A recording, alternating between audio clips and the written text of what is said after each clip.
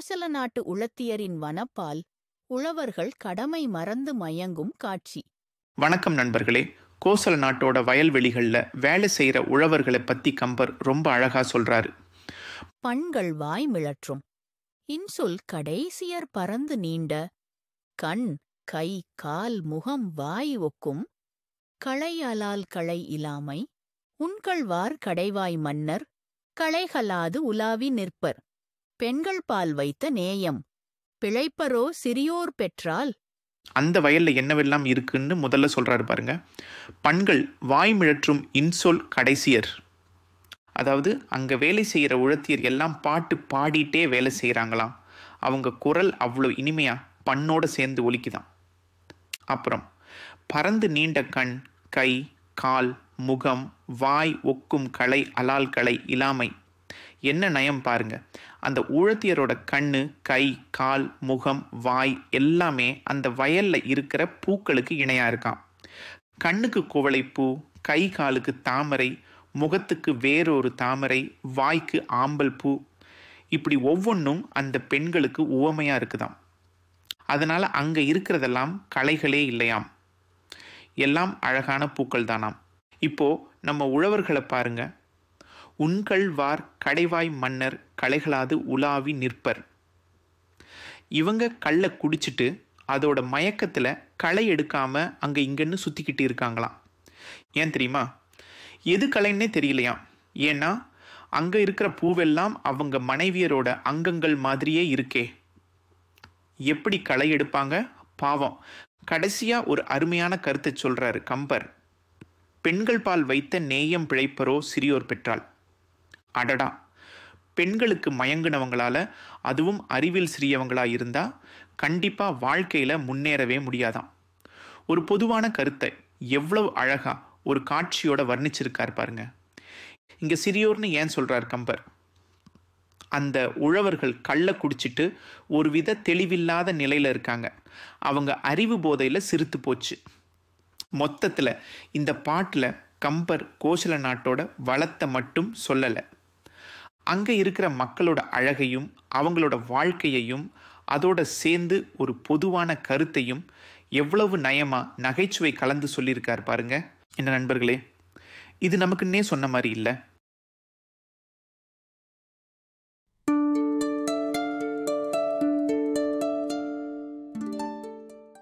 கோசல நாட்டு பெண்களின் அழகு அலைக்கடலிலும் நறுமணம் பரப்பியதாம். வணக்கம் நண்பர்களே. நதியில புதுவெள்ளம் வந்திருக்கு. அந்த சமயத்துல அயோத்தி நகரத்து பெண்கள் எல்லாரும் அதுல நீராட வராங்க. அதை பத்தி கம்பர் எப்படி சொல்றாருன்னு கேளுங்க. அந்த பாட்டு இதோ. புது புனல் குடையும் மாதர், பூவொடு நாவி பூத்த கதுப்பு உருவெறியே நாரும் கருங்கடல் தரங்கம் என்றால், மதுப்பொதி மழலைச் செவ்வாய் வாழ் கடைக்கண்ணின் மைந்தர் விதுப்பு உற நோக்கும் அன்னார் மிகுதியை விளம்பலாமோ. அதாவது சரையு நதியில இப்போ புது வெள்ளம் பெருக்கெடுத்து ஓடுது. அதுல நிறைய பெண்கள் குளிக்கிறாங்க. அப்படி குளிக்கிற பெண்கள் தலையில என்னெல்லாம் வச்சிருக்காங்க பாருங்க. விதவிதமான பூக்கள், அதுபோக நல்ல வாசனை வீசுற கஸ்தூரி, இதெல்லாம் சேர்ந்து அவங்க கூந்தல்ல இருந்து அப்படி ஒரு வாசனை வருதாம். இப்போ கருங்கடல் தரங்கம் என்றால் கதுப்பு உருவெறியே நாரும் அப்படிங்கிற வரிக்கு வருவோம். பொதுவா கரிய கடல் அலைகளுக்குன்னு ஒரு வாசனை இருக்கும் இல்லையா? அது உப்பு வாசனையா இருக்கலாம், இல்லை அதோட இயல்பான கடல் மணமா இருக்கலாம்.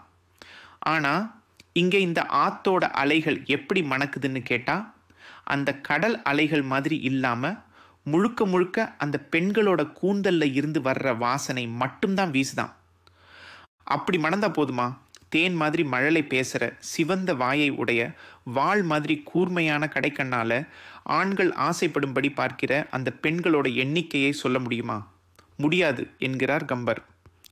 மதுப்பொதி மழலை செவ் வாய் வாழ் கடை கண்ணின் மைந்தர் விதுப்பு உரநோக்கும் அன்னார் மிகுதியை விளம்பலாமோ அப்படிங்கிறதுக்கு இதுதான் பொருள். இதுல கம்பர் என்ன நயம் வச்சிருக்காரு பாருங்க. சாதாரணமாக கடல் தண்ணி உப்பு கரைக்கும். ஆனால் இங்கே பெண்கள் குளித்ததால் அந்த தண்ணியே மணக்குதான். இதை வச்சு அங்கே எத்தனை பெண்கள் குளிச்சிருப்பாங்கன்னு நாமளே யோசிச்சுக்கணுமாம். அதுக்கு பேர் தான் அனுமான அணி. அதாவது ஒரு விஷயத்தை நேரடியாக சொல்லாமல் நாமளாக புரிஞ்சிக்கிற மாதிரி சொல்கிறது. அது மட்டும் இல்லாமல் வாள் கடைக்கண்ணின் அப்படின்னு சொல்கிறது பெண்களோட பார்வை எவ்வளவு கூர்மையாக அழகாக இருக்குன்னு காட்டுது. மதுப்பொதி மழலை செவ்வாய் அப்படிங்கிறது அவங்க பேச்சு எவ்வளவு இனிமையாக இருக்குன்னு சொல்லுது. கடைசியாக விளம்பலாமோ அப்படின்னு ஒரு கேள்வி கேட்குறார் பாருங்க. அதுக்குள்ளேயே ஒரு பதில் இருக்குது. அவ்வளவு பெண்கள் இருந்தாங்க, என்னால் எண்ணி சொல்ல முடியாதுப்பா அப்படின்னு சொல்கிற மாதிரி இருக்குல்ல. கம்பரோட இந்த நயம் இருக்கே, அடடா. கொஞ்சம் நறுமணம் வீசினா பரவாயில்ல, ஒரேடியாக சரையும் முழுக்க மணக்குதே, அப்போ எத்தனை பேர் குளிச்சிருப்பாங்க. ஐயோ சாமி என்னால் எண்ண முடியல அப்படின்னு சொல்கிற மாதிரி இல்லை. ஆக மொத்தத்தில் இந்த பாட்டில் கம்பர் நதியோட அழகையும் அதில் நீராடுற பெண்களோட அழகையும் அவங்களோட எண்ணிக்கையையும் ரொம்ப அழகாக நயமாக சொல்லியிருக்கார். கேட்டாலே நமக்கு அந்த சரையு நதிக்கரையில் நின்று அந்த அழகை ரசிக்கிற மாதிரி ஒரு உணர்வு வருதில்ல.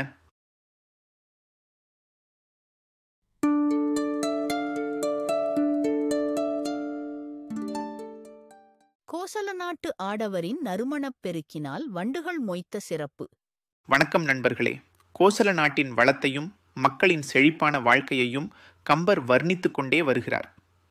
நேற்றைய பாடல்ல கோசல நாட்டு பெண்கள் புது வெள்ளத்தில் குளிச்சதால ஆற்று நீர் எல்லாம் மலர் மணமும் கஸ்தூரி மணமும் கமழ்ந்ததுன்னு பார்த்தோம். இப்போ ஆடவர்கள் ஆற்றில் குளிக்கும்போது என்ன நடந்தது, அவங்களுடைய அழகு செல்வம் எப்படி பிரதிபலிக்குதுன்னு கம்பர் நமக்கு காட்டப் போறார். கேட்கவே ஆச்சரியமா இருக்கும். வெண் தளக்கலவை சேரும் குங்கும விரை மென் சாந்தும் குண்டலக்கோல மைந்தர் குடைந்த நீர்கொள்ளை சாற்றின் தண்டலை பரப்பும் சாலிவேலியும் தளிய வைப்பும் வண்டல் இட்டு ஓடுமண்ணும் மதுகரம் மொய்க்கும் மாதோ வெண்தளக் கலவை சேரும் குங்கும விரை மென் சாந்தும். அடையப்பா, கோசல நாட்டு ஆடவர்கள் சாதாரணமான ஆட்களா என்ன? அவங்க உடல் முழுக்க பச்சை கற்பூரம் கலந்த சாந்தை பூசிக்கொள்வாங்களாம். அப்படின்னா மணமான மிருதுவான சந்தன கலவை அது. அதோட குங்குமப்பூ, இன்னும் எத்தனையோ விலை உயர்ந்த நறுமணப் பொருட்கள் எல்லாம் கலந்த மென்மையான சந்தனத்தையும் சேர்த்து உடம்பு முழுக்க பூசி இருப்பாங்களாம். என்ன ஒரு ஆடம்பரம்! அப்படிப்பட்ட நறுமணப் பொருட்களை எல்லாம் பூசிக்கிட்டு குண்டல கோல மைண்டர் அந்த கோசல நாட்டு இளைஞர்கள் காதுல எல்லாம் குண்டலங்கள், அதாவது அழகழகான கம்மல்கள் மோதிரங்கள்னு போட்டுக்கிட்டு பார்க்கவே ராஜகுமாரர்கள் மாதிரி அவ்வளவு அம்சமா இருப்பாங்களாம். அப்படி மிடுக்கா அழகா இருக்கிற அந்த மைண்டர்கள் எல்லாம் ஆத்துல இறங்கி குடைந்த நீர்கொள்ளை, அதாவது ஆத்துல இறங்கி முழுகி முழுகி குளிக்கும்போது அவங்க உடம்புல பூசியிருந்த அந்த மணங்கள் எல்லாம் ஆற்று தண்ணீரில் கலக்கும் இல்லையா? அப்படி கலந்த தண்ணீரின் அளவு என்ன தெரியுமா? அதை சொல்றதுக்கே ஒரு பெரிய அத்தியாயம் தேவைன்னு கம்பர் சொல்றாரு. அந்த ஆடவர்கள் குளித்து முடித்துவிட்டு ஆற்றை விட்டு வெளியே வந்துட்டாலும் அவங்க குளிச்ச அந்த நறுமணப் பெருவெள்ளம் அப்படியே கரை புரண்டு ஓடுதாம். எங்கெங்கே பரவி ஓடுதுன்னு பாருங்க. தண்டலை பரப்பும் அப்படின்னா அந்த ஆற்றங்கரையில் இருக்கிற சோலைகள் முழுக்க அழகழகான பூந்தோட்டங்கள் எல்லாம் இருக்குமே, அங்கெல்லாம் அந்த வாசனை தண்ணீர் பரவி இருக்கு. அதோட சாலிவேலியும் தழிய வைப்பும். கோசல நாட்டோட சிறப்பு வயல்வெளிகள், செழிப்பான நெற்பயிர்கள்னு அவ்வளவு வளம். அந்த வயலுக்கு வேலி மாதிரி நெல் பயிர்கள் அடர்த்தியா நிற்குமாம். சாலி அப்படின்னா நெல். அந்த நெல் வயல்களிலும் அதை சுற்றி இருக்கிற நிலப்பகுதிகளிலும் எல்லாம் இந்த பெருநீர் பரவி ஓடுதாம். அது மட்டுமா, வண்டலிட்டு ஓடுமண்ணும். அப்படியே அந்த வாசனை நீர் ஓடி தன்னோட கூடவே வண்டல் மண்ணை, அதாவது ஆற்று மண்ணை அள்ளிட்டு போகிற இடமெல்லாம் எங்கே பார்த்தாலும் இந்த நறுமணம் அப்படியே பரவி இருக்காம். இங்கே தான் கம்பரோட அற்புதம் வெளிப்படுது.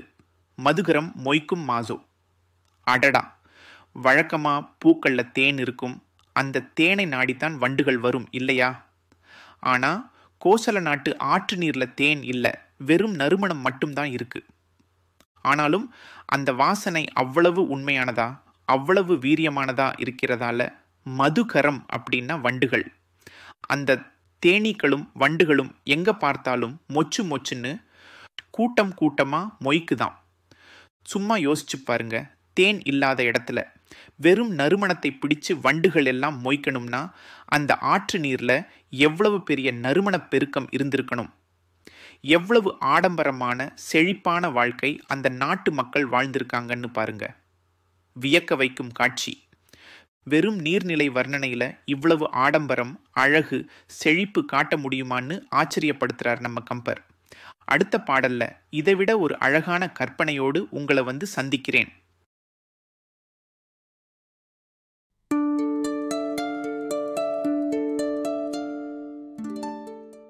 வயல்வெளியில் அன்னக்குஞ்சுக்கு இயற்கை அன்னை தாலாட்டு பாடும் அற்புதக் காட்சி. வணக்கம் நண்பர்களே. கோசல நாட்டோட வயல்வெளிகள் எவ்வளவு அழகா செழிப்பா இருக்குன்னு கம்பர் வர்ணிக்கிற இடம் இது. கேட்டா அப்படியே கண்ணு முன்னாடி படம் மாதிரி விரியும். சரி, பாட்டை கேளுங்க. சேலுண்ட ஒன்கணாரின் திரிகின்ற செங்கால் அன்னம், மால் உண்ட நளினப் பள்ளி வளர்த்திய மழலைப் பிள்ளை, காலுண்ட சேற்று மேதி கன்று உள்ளிக் கனைப்பச் சோர்ந்த, பாலுண்டு துயில பச்சைத் தேரை தாலாட்டும் பண்ணை. எப்படி இருக்கு? ஒரு தடவை கேட்டா புரியாத மாதிரி இருந்தாலும் இதோட அர்த்தம் ரொம்ப அழகா இருக்கும். நான் விளக்கமா சொல்றேன். சேல் உண்ட ஒன் கணாரின் அப்படின்னா சேல் மீன் மாதிரி அழகான கண்ணுடைய பெண்களைப் போலன்னு அர்த்தம். திரிகின்ற செங்கால் அன்னம், சிவந்த கால்களை உடைய அன்னப்பறவைகள், அந்த பொண்ணுங்க மாதிரி அங்கேயும் இங்கேயும் அழகா நடந்து திரியுதாம். பொதுவா அன்னம்போல் நடையாள்னு சொல்லுவோம். ஆனா இங்கே கம்பர் என்ன சொல்றார் பாருங்க. மீன் மாதிரி அழகிய ஒளிரும் கண்களை உடைய பெண்கள் இருக்காங்களே, அவங்க எப்படி அழகா அசைந்து குலுங்கி நடப்பாங்களோ அதே மாதிரி தான் சிவந்த கால்களை உடைய அன்னப்பறவைகள் நடந்து திரிகிறதாம் கோசல நாட்டு வயல்வெளியில. பெண்கள் அன்னம் போல நடக்கிறதில்லையாம், அன்னம்தான் பெண்கள் மாதிரி நடக்குதாம். அடுத்து மால் உண்ட நளினப்பள்ளி. மால்னா பெருமை, மயக்கம்னு அர்த்தம் வரும். இங்கே பெருமைன்னு எடுத்துக்கலாம். ஆக தாமரை மலர் தான் அந்த அன்னங்களுக்கு படுக்கையாம். அதில் தான் வளர்த்திய மழலை பிள்ளை, அதாவது தன்னோட சின்னஞ்சிறு குஞ்சுகளை அன்னம் படுக்க வச்சிருக்கு. இப்போ கொஞ்சம் சுவாரஸ்யமான காட்சிக்கு வருவோம். கால் உண்ட சேற்று மேதி, காலில் சேறு பூசின எருமைகள் தன்னோட கன்றுகளை நினச்சிக்கிட்டு கனைப்ப, அதாவது சத்தம் போடுதுங்க. அந்த சத்தத்தை கேட்டதும் என்ன ஆகுது தெரியுமா? சோர்ந்த பால் உண்டு. எருமையோட மடியிலிருந்து தானா பால் சொரியுது. அந்த பாலை அன்னக்குஞ்சுங்க குடிச்சிட்டு தூங்குதுங்களாம். கடைசியா பச்சை தேரை தாலாட்டும் பண்ணை. பச்சை நிற தேரைகள் சத்தம் போட்டு அந்த அன்னக்குஞ்சுகளுக்கு தாலாட்டு பாடுற மாதிரி இருக்கான். என்ன ஒரு கற்பனை பாருங்க. மொத்தத்தில் வயல்ல அன்னப்பறவைகள் அழகா நடக்குது, தாமரை மலர்ல குஞ்சுகளை படுக்க வைக்குது, எருமைகள் கன்றை நினைச்சு பால் சொரியுது, அந்த பாலை குடிச்சிட்டு அன்னக்குஞ்சுங்க தூங்குது, அதுங்களுக்கு தேரைகள் தாலாட்டு பாடுது. அடடா, என்ன ஒரு அழகான காட்சி. கம்பர் என்ன சொல்றாருன்னா, கோசல் நாடு அவ்வளவு செழிப்பா இருக்கு. அங்க மனுஷங்க மட்டும் இல்ல, பறவை, மிருகம், ஏன் சின்னஞ்சிறு தேரை வரைக்கும் ஒன்னா அன்பா சந்தோஷமா வாழுதுங்க. தாமரை, அன்னம், எருமை, தேரைன்னு எல்லாமே இயற்கையோட அம்சம். ஆனா அது எல்லாத்தையும் ஒன்னா கோர்த்து ஒரு அழகான பாட்டா, ஒரு அற்புத காட்சியா நம்ம கண் முன்னாடி நிறுத்துறார் கம்பர். அடுத்த பாடல்ல இந்த கோசல நாட்டின் சோலைகள் எப்படி இருக்குன்னு கம்பர் விவரிக்கிறார். வாருங்கள் கேட்கலாம்.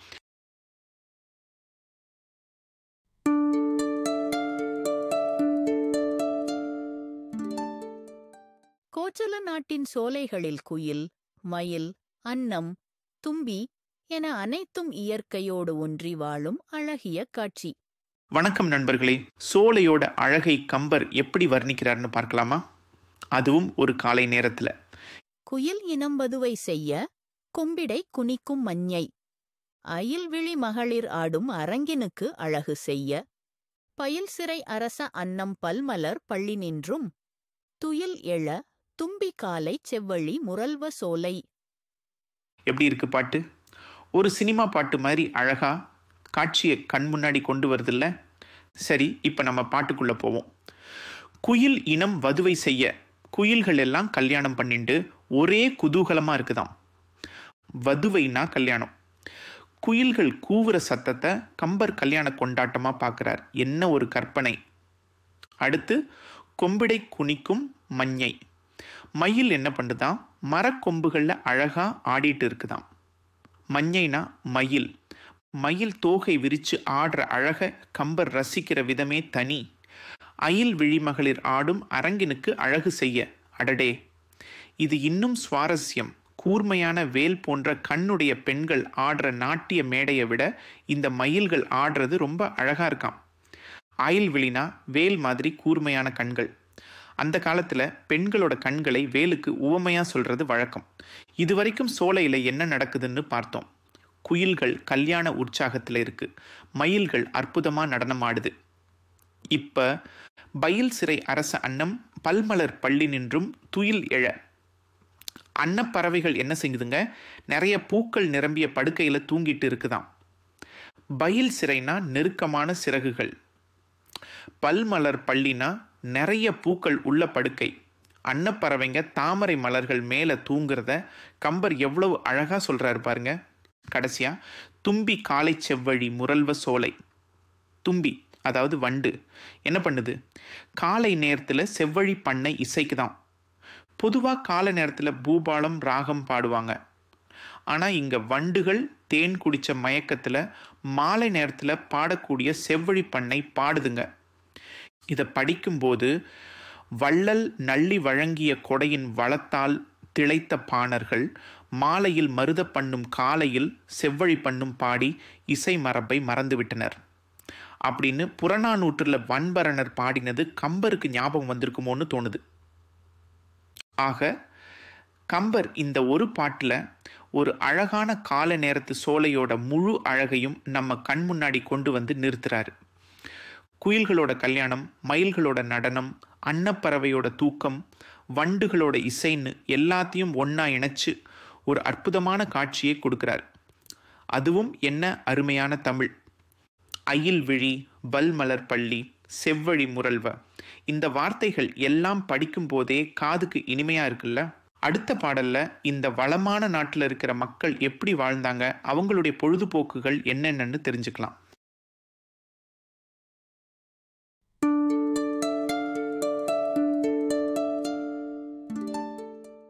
கோசல நாட்டு மக்கள் மகிழும் பல்வேறு வகையான சிறந்த பொழுதுபோக்குகளும் நற்பண்புகளும். வணக்கம் நண்பர்களே. அயோத்தி நகரத்து மக்கள் எப்படியெல்லாம் சந்தோஷமா நிறைவா வாழ்ந்தாங்கன்னு கம்பர் வர்ணிக்கிற இடம் இது. பொருந்திய மகளிரோடு வதுவையில் பொருந்துவாரும், பருந்தொடு நிழல் சென்றன்னையல் இசை பயன் துய்ப்பாரும், மருந்தினும் இனிய கேள்வி செவி உரமாந்துவாரும், விருந்தினர் முகம் கண்டு அன்னவிழா அணி விரும்புவாரும். பொருந்திய மகளிரோடு வதுவையில் பொருந்துவாரும் அப்படின்னா எல்லா பொருத்தமும் அமைஞ்ச மனைவியோட கல்யாணம் பண்ணிக்கிட்டு சந்தோஷமா குடும்பம் நடத்துறவங்க அங்கே இருந்தாங்களாம். 10 பொருத்தமும் பக்காவா அமைஞ்ச ஜோடிகள். அடுத்து பருந்தொடு நிழல் சென்றன்ன இயல் இசை பயன் துய்ப்பாரும். இதுக்கு என்ன அர்த்தம்னா, பருந்து பறக்கும்போது அதோட நிழலும் கூடவே போகும் இல்லையா, அது மாதிரி இயலும் இசையும் சேர்ந்த பாடல்களை கேட்டு ரசித்து அதில் மூழ்கி போகிறவங்களும் இருந்தாங்களாம். பாட்டு வரிகளும் இசையும் பிரிக்க முடியாததுன்னு கம்பர் அழகாக சொல்கிறாரு பாருங்க. மருந்தினும் இனிய கேள்வி செவி உரமாந்து வரும். அடடா, இதைவிட இனிமையான விஷயம் வேற என்ன இருக்க முடியும்? சாகா மருந்து கிடைச்சா கூட அவ்வளவு இனிமையாக இருக்காதாம். நல்ல விஷயங்களை கேட்டு அறிவை வளர்த்துக்கிறவங்க அங்கே இருந்திருக்காங்க. கேள்வி செல்வம்னு சும்மாவா சொன்னாங்க. கடைசியா விருந்தினர் முகம் கண்டு அன்ன விழா அணி விரும்புவாரும். வீட்டுக்கு வந்த விருந்தாளியோட முகத்தை பார்த்து அவங்களுக்கு சாப்பாடு போட்டு உபசரிக்கிறதையே ஒரு விழாவாக கொண்டாடுற மக்களும் அயோத்தியில் இருந்தாங்களாம். உபசரிப்புக்குன்னே ஒரு தனி இடம் கொடுத்த ஊர் அது. இந்த 4 விஷயத்தையும் கம்பர் சொல்லும்போது அயோத்தி மக்கள் எவ்வளவு நிறைவான வாழ்க்கை வாழ்ந்தாங்கன்னு புரியுது. கல்யாணம், கலை, அறிவு, உபசரிப்புண்டு எல்லாத்துலேயும் சிறந்து விளங்கியிருக்காங்க. இப்படிப்பட்ட கலைநயமும் அறிவு கூர்மையும் விருந்தோம்பலும் கொண்ட மக்களை பற்றி சொன்ன கம்பர் அடுத்து அவர்கள் எந்த மாதிரி வீர விளையாட்டுகளில் ஈடுபடுகிறார்கள் என்று சொல்கிறார். பார்க்கலாமா?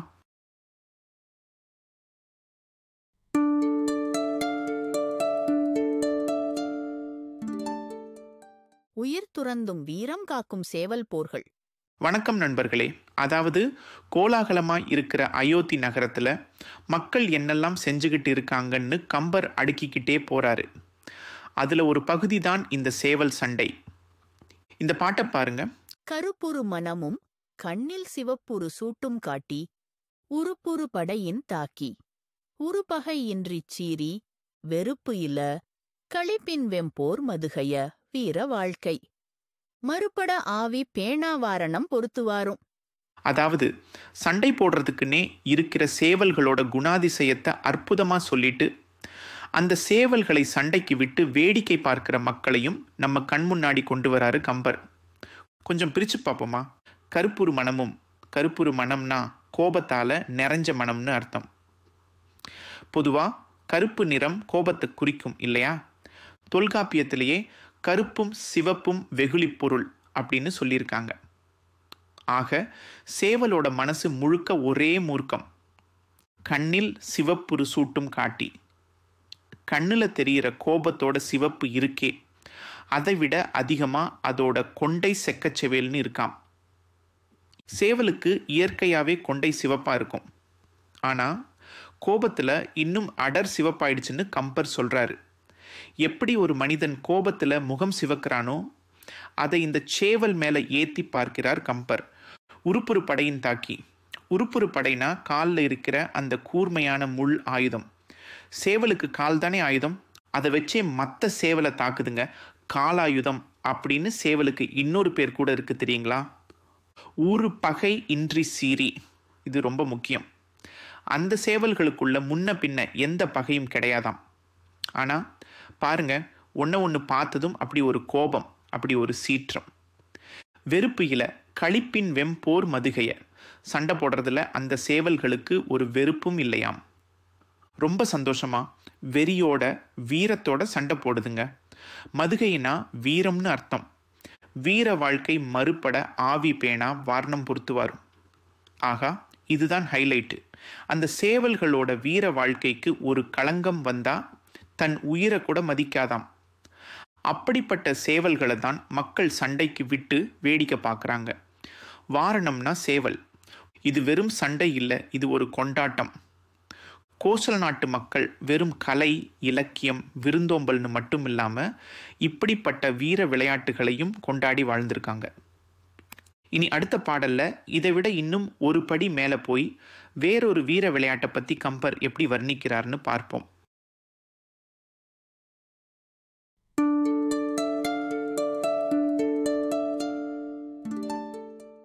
கோச்சல நாட்டு வீரர்களின் எருமை போர் விளையாட்டைக் காட்டும் கம்பரின் ஓவியக் காட்சி.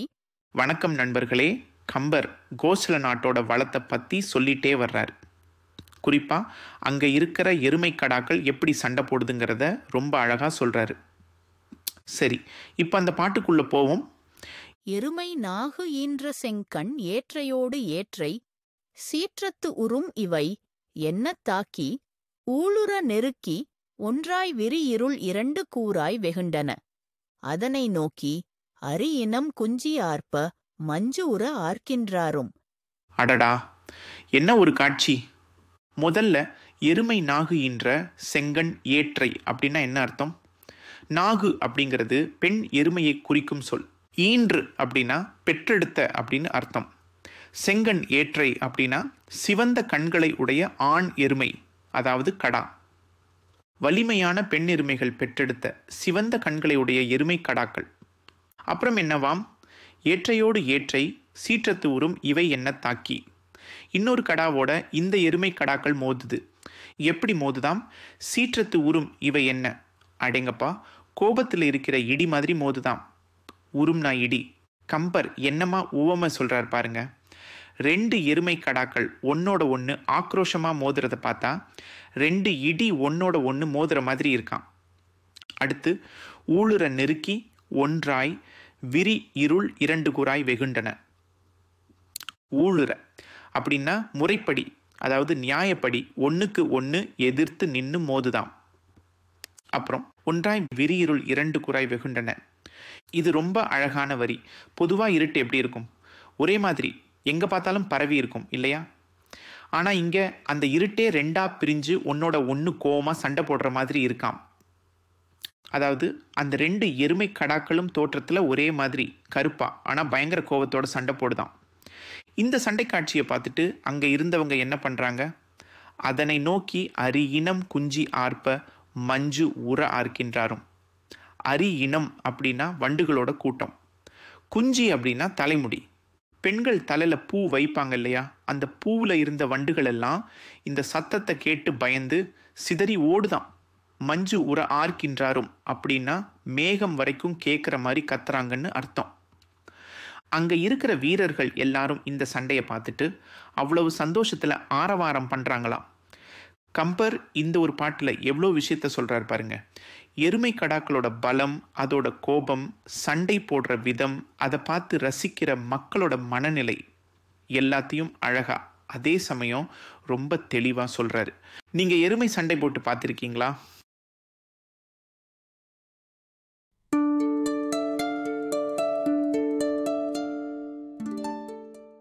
கோசல நாட்டு வயல்வெளிகளில் உழவர்கள் நிலத்தை உழும்போது வெளிப்படும் செல்வச் செழிப்பையும் உயிரினங்களின் ஓட்டத்தையும் விவரிக்கும் காட்சி.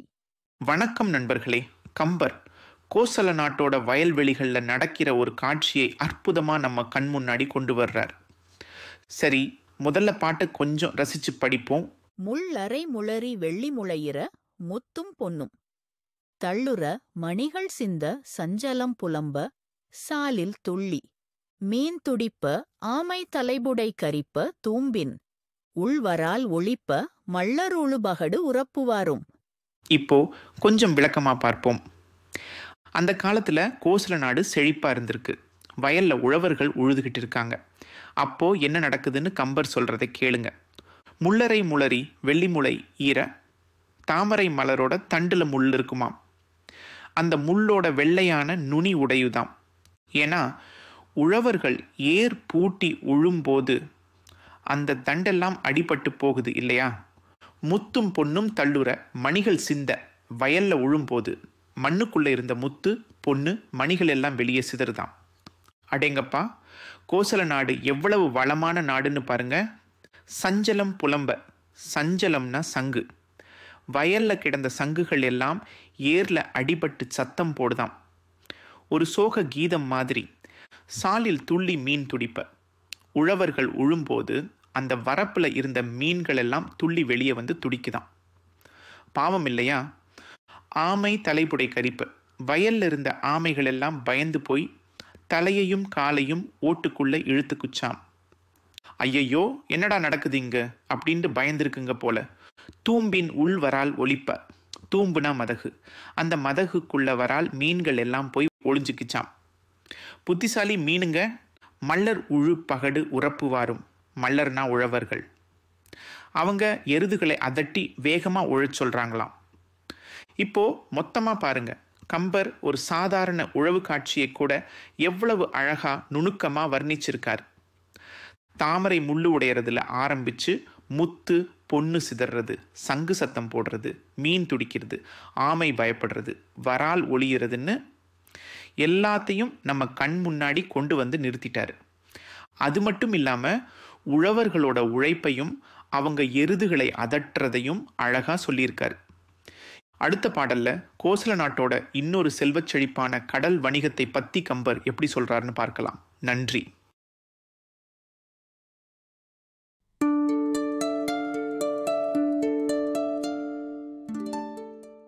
செங்கோல் செலுத்தும் மன்னனால் நாடும் கடல் வணிகமும் அடையும் செழிப்பை பேசும் பாடல். வணக்கம் நண்பர்களே. அந்த காலத்தில் கப்பல் வாணிபம் எப்படி நடந்துச்சு, ஒரு நல்ல அரசன் எப்படி நாட்டை பாதுகாத்தான் அப்படிங்கிறத கம்பர் அழகாக சொல்கிற ஒரு இடம் இது. சரி, விஷயத்துக்கு வருவோம். அந்த காலத்தில் எல்லாம் கப்பல் தான் பெரிய போக்குவரத்து சாதனம். நம்ம ஊரில் விளைஞ்ச பொருள், முத்து, பவளம் எல்லாத்தையும் கப்பலில் ஏற்றிட்டு போய் வெளிநாட்டில் விற்பாங்க. அப்படி விற்றுட்டு அங்கிருந்து பொன்னையும் பொருளையும் வாங்கிட்டு வருவாங்க.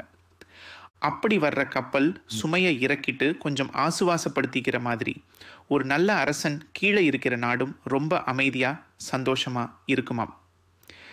இப்போ பாட்டை பாருங்க. முறை அறிந்து அவாவை நீக்கி முனிவுளி முனிந்து வெஃப்கும் இறை அறிந்து உயிர்க்கு நல்கும் இசைக்கெழு வேந்தன் காக்க பொறை தவிர்த்து உயிர்க்கும். தெய்வ பூதலம் தன்னில் பொன்னின் நிறை பரம் சொரிந்து வங்கம் நெடுமுதுகு ஆற்றும் நெய்தல். எப்படி இருக்கு பாட்டு? கம்பர் என்ன சொல்றாருன்னா, ஒரு நல்ல அரசன், அதாவது முறை அறிந்து எப்படி ஆட்சி செய்யணும்னு தெரிஞ்சவன், அவாவை நீக்கி பேராசை இல்லாம முனிவுடி முனிந்து, கோபப்பட வேண்டிய நேரத்தில் மட்டும் கோபப்பட்டு, வெஃப்கும் இறை அறிந்து நியாயமான வரியை மட்டும் வசூலிச்சு உயிர்க்கு நல்கும் மக்களுக்கு நல்லது செய்கிற அரசன், இசைகெழு வேந்தன், அப்படிப்பட்ட புகழ்பெற்ற அரசன் நாட்டை பாதுகாக்கும் போது பொறை தவிர்த்து உயிர்க்கும் தெய்வ பூதலம் தன்னில் அந்த நாடு பாரம் குறைஞ்சு நிம்மதியாக மூச்சு விடுற தெய்வத்தன்மை வாய்ந்த நிலம் மாதிரி இருக்குமா. அதே நேரத்தில் பொன்னின் நிறை பரம் சொரிந்து கப்பல்கள் எல்லாம் பொன்னை நெய்தல் நிலத்திலே இறக்கி வைக்குதாம். வங்கம் நெடுமுதுகு ஆற்றும் அப்படின்னா கப்பல்கள் தங்களுடைய நீண்ட முதுகை, அதாவது பாரம் ஏத்தின இடத்தை கொஞ்சம் ஆசுவாசப்படுத்தி கொள்ளுமாம். பார்த்தீங்களா, உவமை அணியோட கம்பர் எவ்வளவு அழகாக சொல்லியிருக்கார். ஒரு நல்ல அரசன் இருந்தால் நாடு எப்படி செழிப்பாக இருக்கும்னும், அதே நேரத்தில் அயல் நாட்டு வாணிபம் எப்படி நடந்ததுன்னும் ஒரே பாட்டில் சொல்லிட்டாரு. கம்பரோட கற்பனை திறனையும் சொற்சுவையும் பாருங்க. நெடுமுதுகு ஆற்றும் அப்படிங்கிறது கப்பல் ரொம்ப நேரமாக கடலில் பயணம் செஞ்சுட்டு வந்து கரையில் சுமையை இறக்கிட்டு கொஞ்சம் ஓய்வெடுக்கிறத எவ்வளவு அழகாக சொல்லுது. ஆக இந்த பாட்டு மூலமாக கம்பராமாயணத்தில் அந்த காலத்து சமுதாயம், அரசியல், வாணிபம் எல்லாத்தையும் கம்பர் எவ்வளவு அழகாக படம் பிடிச்சு காட்டுறாருன்னு நாம் தெரிஞ்சுக்கலாம்.